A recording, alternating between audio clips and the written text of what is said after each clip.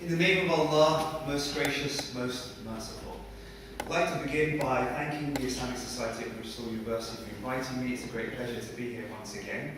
And thank you for all of you for coming out on a Saturday evening to listen to me.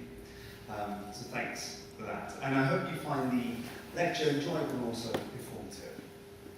Now, what I want to talk about today touches all of us, whether regardless of culture, race, location, age, gender, whatever, and if you want to consider it at all. The most fundamental question in philosophy is, why does something exist rather than not exist? What is the point of existence? Why am I here? Why is it here?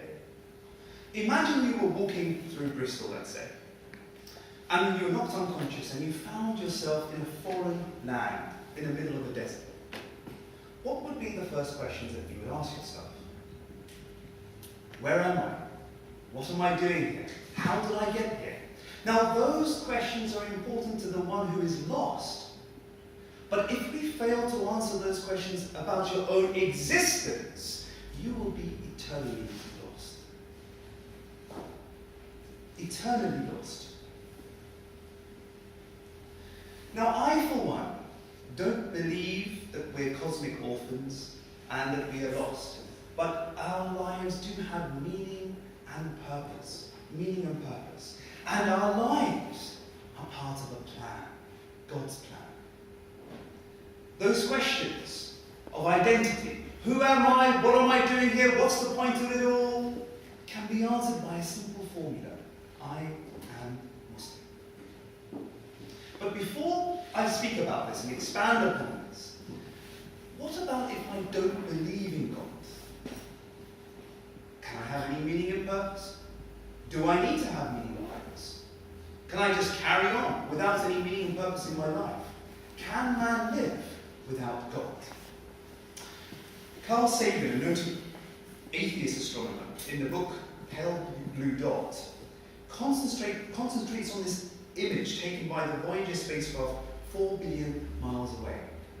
He says this: because of the reflection of the sunlight, the Earth seems to be sitting in a beam of light, as if there were some special significance to this small world. But it's just an accident of geometry and optics. Our imagined self-importance, the delusion of some prevailed position in the universe, are challenged by this point of pale light. Our planet is a lonely speck in the great and developing cosmic dark. In our obscurity, in all its vastness, there is no hint that help will come elsewhere to save us from ourselves. He also says, who are we? We find that we live in an insignificant planet on a 100 star lost in a galaxy tucked away in some forgotten corner of the universe, in which there are far more galaxies than people. Stephen Hawking has described man as a chemical scum on a moderate-sized planet. Without God, man is this insignificant chemical scum in this lonely universe. Man resides in a universe that is forever expanding, and as it expands, it moves further and further apart. And as it continues to do so, it becomes colder and colder. Why? Because the energy is used up. All the stars will die. They will completely use up their energy. All matter will collapse into dead stars and black holes. There will be no heat, there will be no light, and there will be no life whatsoever. So not only are each and every one of our lives going to end as we die, but the entire human race is destined for destruction. It's doomed to destruction. Now tell me, how can we even begin to speak of a notion of meaningfulness in a horrific scenario such as this? How can we even begin to talk about any kind of form of meaning? So each and every one of you will pass out of existence when you die. Each and every one of you. Every single one of us here, like so many have done so. Does it really matter? if you exist? Does it really matter if you didn't exist? Surely we have to be indifferent. It does not matter. But some of you may challenge this idea and say, wait a minute, I have significance to relative events in my life. Surely I have an impact in my life. But I'll just say this to you. In a scenario where there is no meaning, no meaning whatsoever. Why? Because we are destined to destruction. Then what difference does it make whether you impact or you do not, whether you live or whether you impact in any shape or form? The contributions to science, the research of the doctor to alleviate pain and suffering, the efforts to secure peace in the world, the sacrifices for others, the conquering of lands, the building of magnificent buildings, writing a best-selling novel, to establish a family, to accumulate a fortune, to strive for further progress and prosperity, the long hours of study, our jobs, our friendships. In a final analysis, all of these are utterly meaningless.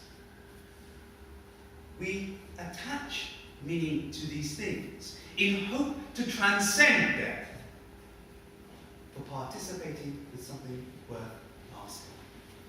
But in the end, it will all come for nothing.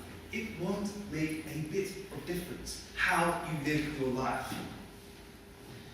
If our lives are absolutely, utterly meaningless, then whatever you fill your life with inevitably be meaningless.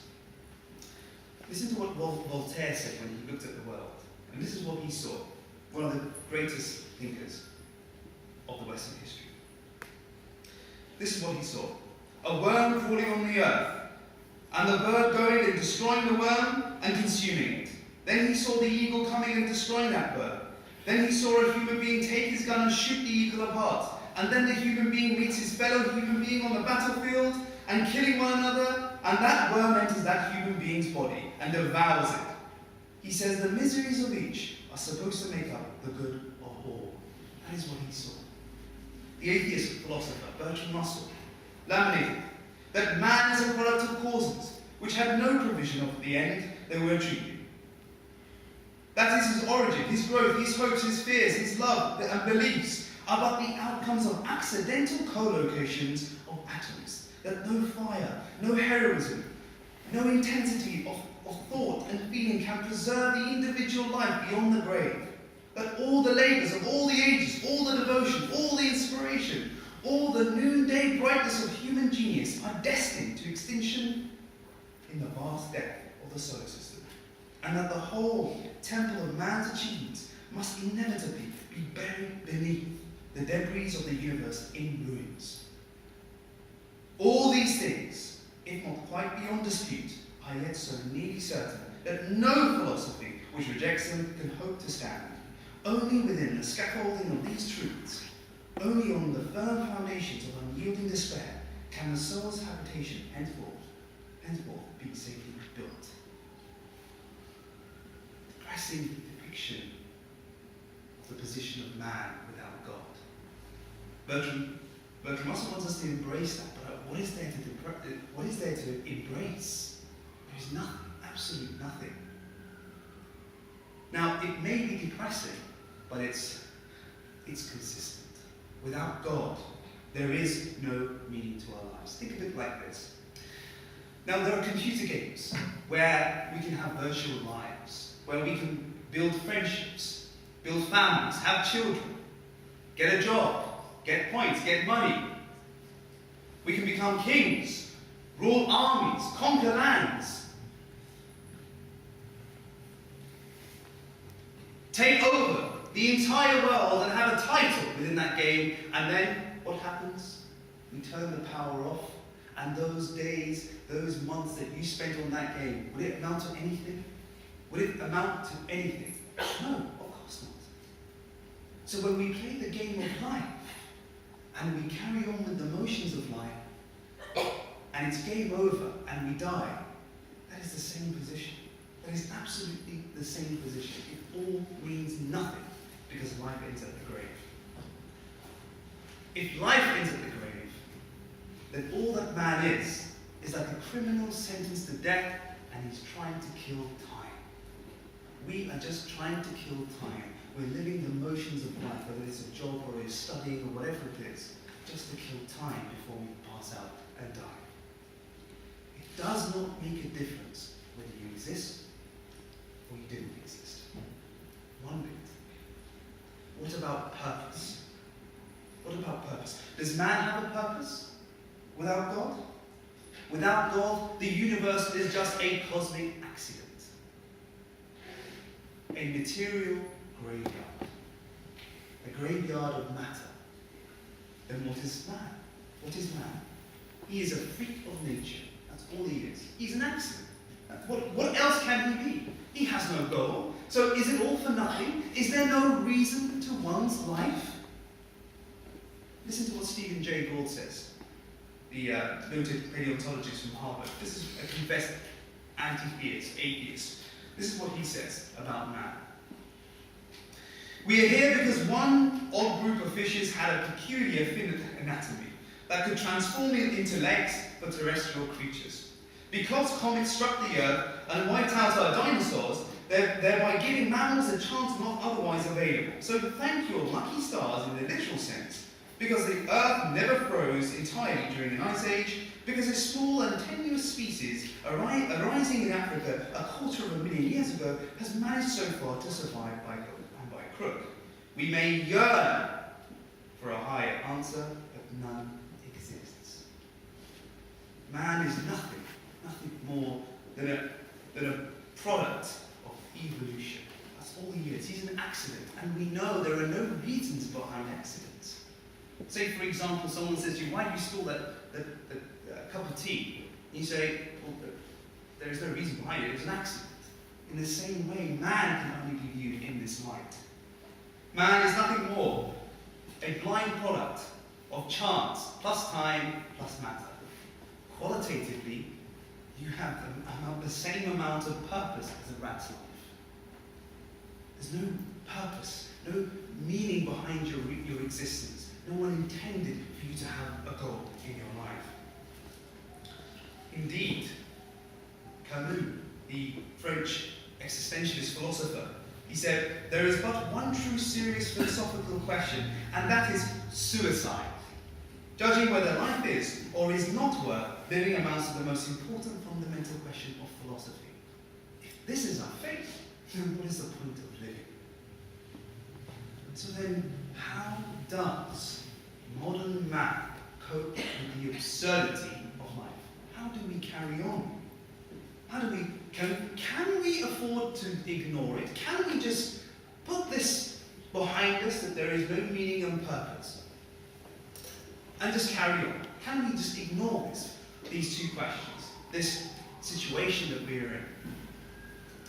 Well, about 20 years ago, there was an article written in Psychology Today by Martin Seligman, who's from the University of Pennsylvania. And Martin Seligman analysed the baby boomer generation. And he compared this generation to the three generations before it. And he discovered that in that generation span, that single generation span, there was an increase by not 5 or 6 or 7, but 10 times in the number of people suffering from depression. 10 times. There was a 10-fold increase in that single generation compared to any generation in the history of the US. And Seligman says here that if there was a 10-fold increase in, say, heart disease, it would be classified as an epidemic. And he said that we're right to say that this was an epidemic of depression amongst the university students at that time. But then he went to ask the question, why did this happen? Why was there this sudden increase in depression? And his answer was astonishing, absolutely astonishing. The reason for this is because people lost the art of relating their day-to-day experience to something higher. They lost the art to associate their existence with something beyond themselves. They lost the art of realizing what they were living was true or even genuine. They lost the concern that their daily lives